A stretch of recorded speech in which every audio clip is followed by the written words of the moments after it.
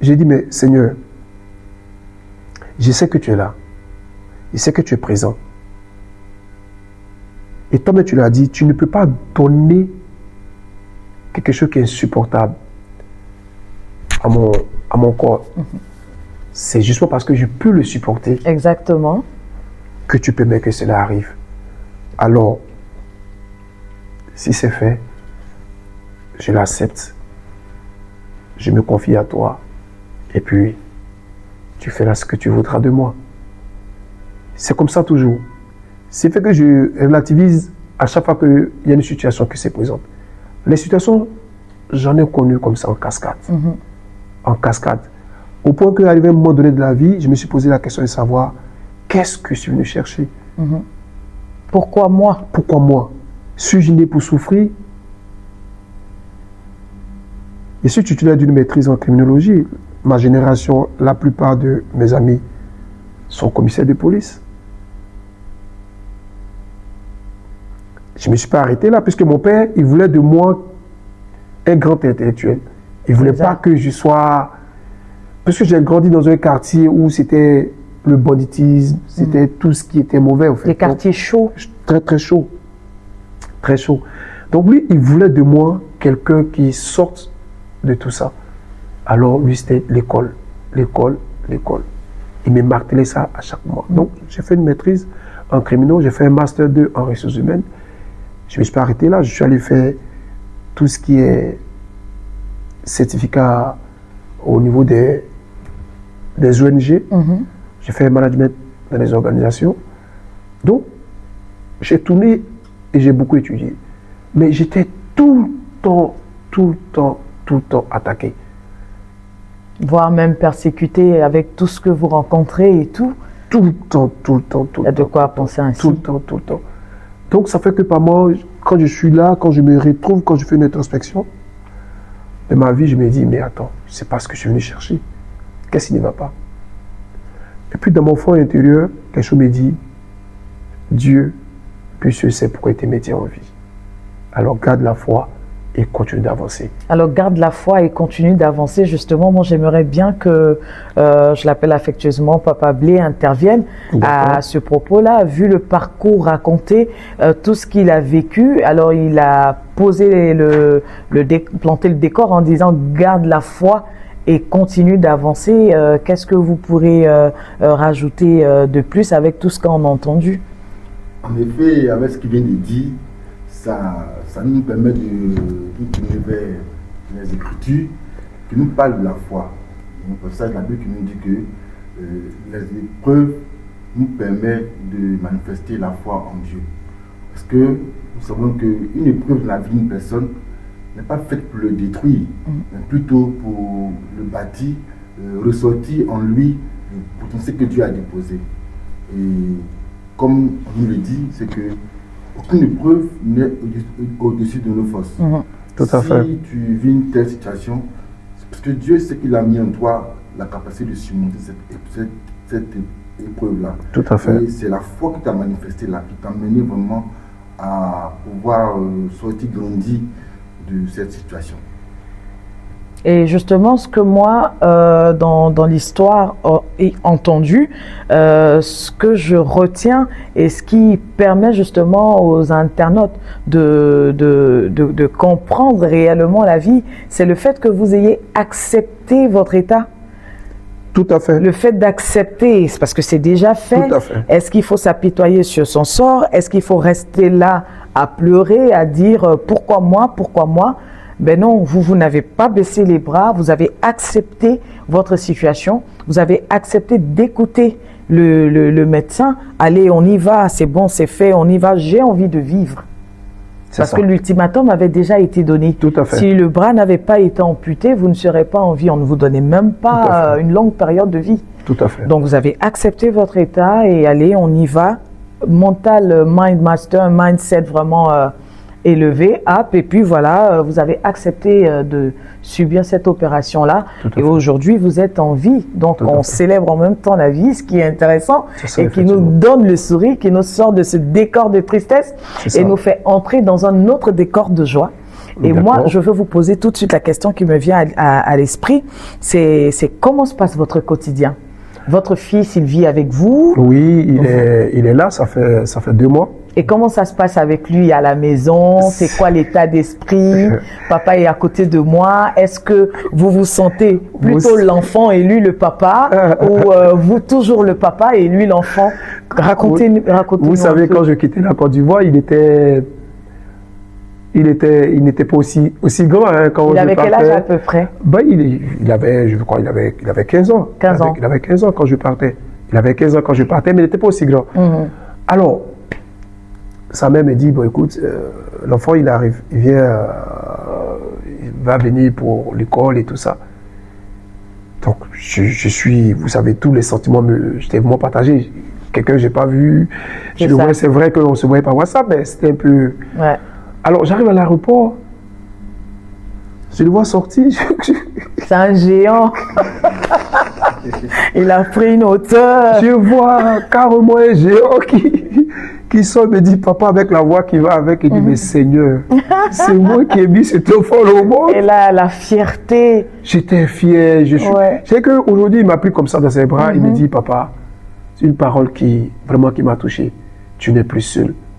Je suis avec toi. Et je précise que quand vous quittiez la Côte d'Ivoire, vous aviez le bras. Donc, oui, vous avez vu avec le bras. Et quand il vous a vu avec le bras amputé, quelle a été sa réaction? Donc, il m'a regardé. C'est moi qui avait des larmes et tout. Il est venu, il m'a essuyé ces larmes-là. Il a dit, papa, tu n'es plus seul.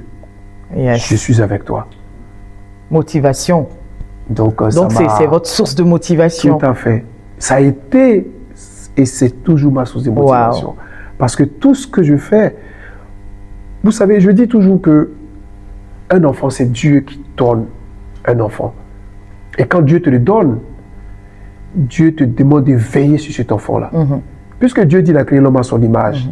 Donc c'est Dieu qui est là, à toi, de pouvoir veiller sur lui, de pouvoir lui donner tout ce qui est valeur. L'amour nécessaire, l'éducation. Pour que quand il grandisse demain, tu diras à Dieu, Seigneur, j'ai accompli ma mission.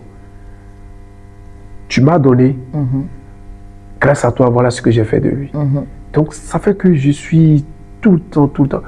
Pour la petite histoire, vous m'excusez, hein, quand j'étais malade, ma mère vivait encore, pour le rein, quand j'étais là, je ne marchais pas, j'avais perdu même l'usage des pieds. Je ne marchais pas, j'étais carrément à terre. C'est un grand miracle. Je ne marchais pas.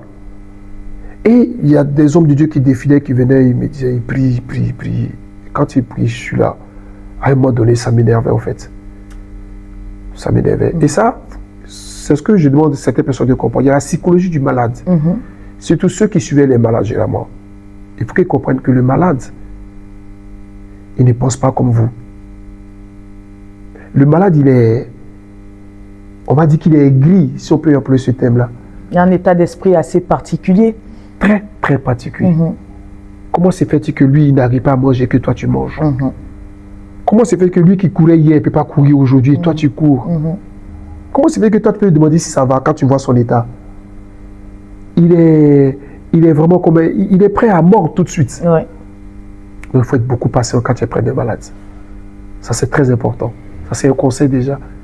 Mais moi, je pleurais. Je disais, mais je veux voir mon fils.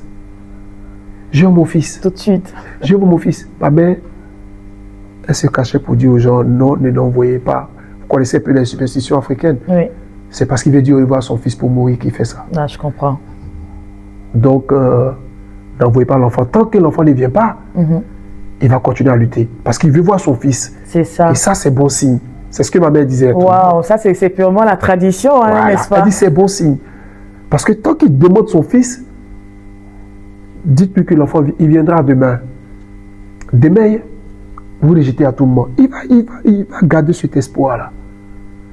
Donc, mon fils, il représente beaucoup. C'est ma source de motivation. C'est vraiment ma source de motivation. Et alors, il arrive, il vous voit, il vous prend dans les bras, il essuie vos larmes, et après...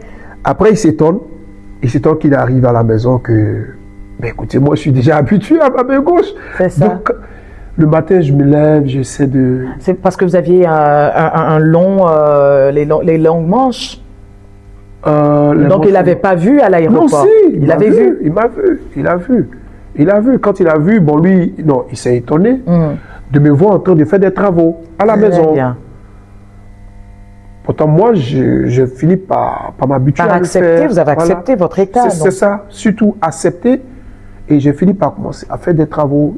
J'ai commencé à préparer, c'est que je prends ma main, c'est difficile. Ah ouais, vous cuisinez. Ah oui, c'est encore douloureux. Mais si je ne le fais pas, comment je vais faire pour manger? Donc, une seconde nature, de façon systématique, ça a développé en fait une autre capacité en vous. Tout à fait. Ce que je pensais jamais faire. Hein. Donc, je me suis permis à couper. C'est vrai, il y avait beaucoup de difficultés. Mais vous y arrivez quand même, la volonté. Voilà. Donc, il a regardé, il a appelé sa mère, il dit, ah, papa, il est fort. Papa, il est fort. Ouais. Et elle lui dit que, mais écoutez, je lui ai dit, parce qu'elle lit aussi pour beaucoup. Hein, arrivé à un moment donné, quand on m'a amputé le bras, j'étais à la maison, je ne voulais rien faire. J'étais là, j'étais encore dans des pensées. Découragé. Déjà que c'est difficile quand j'avais les deux bras, mais ça va l'être encore plus aujourd'hui que j'ai un seul bras. Donc c'est la question que je posais. Qui va m'accepter? Quelle entreprise voudra de moi? Comment les gens vont vous regarder? Le regard des autres. Et en parlant de regard, je suis même toisé même par mes, si je peux le dire, hein, par mes propres frères, que par les Marocains. Ok. Les Marocains, quand ils me regardent, ils ont pitié, ils compatissent. C'est un regard de compassion. Vous savez qu'on peut, à travers le regard, on peut savoir. Hein, oui, ce que chacun pense, le regard, on dit beaucoup. Ouais, mais par contre, mes frères, quand ils me regardent, c'est un regard du genre, écoutez. C'est fini pour lui. Ouais, c'est fini. Ou bien c'est bien fait pour lui. Du genre, il le mérite. Il a eu ce qu'il méritait. C'est un peu ça. Et comment vous arrivez à vraiment surmonter tout ça, justement? J'allais vous poser la question, le regard des autres. Comment vous faites au quotidien? Vous vous levez, les activités, vous avez cette motivation, votre fils qui vous motive, votre femme également, on lui fait un coucou au passage.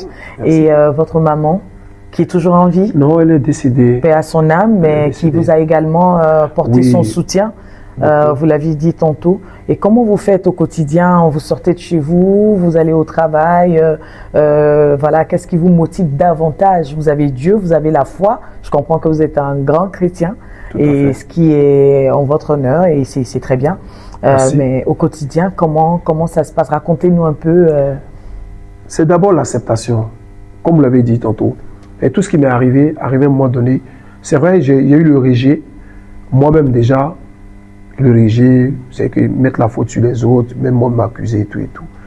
Mais à un moment donné, quand je fais une introspection, je m'assois, je dis, ben écoute, il faut que j'accepte. Ce sont les vicissitudes de la vie. C'est arrivé, c'est arrivé. Donc, à moi maintenant de voir comment je fais. Et je recharge ma batterie pour que je puisse remonter. Alors, pour accepter le regard des autres, je tourne tout en dérision. C'est que quand je vois quelqu'un, moi-même je commence déjà à me moquer de mon bras afin que la personne en face déjà soit à l'aise au fait. Il faut que la personne soit à l'aise. Vous voyez, quand je vais par exemple au boulot, quand je suis avec mes collègues, je dis à mon collègue par exemple, lance-moi la feuille là que je l'attrape.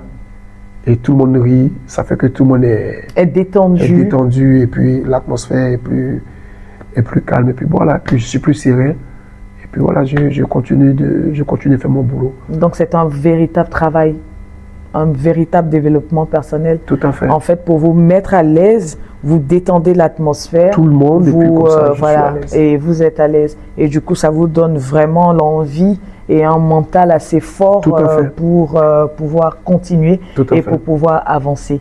On comprend que c'est pas si facile. Non, justement. Qu'est-ce que vous pouvez encore nous dire à propos de ça, Papa Blé? Je me retourne vers vous, justement. Oui, c'est vrai que comme ici, nous jouons beaucoup le rôle de conseiller.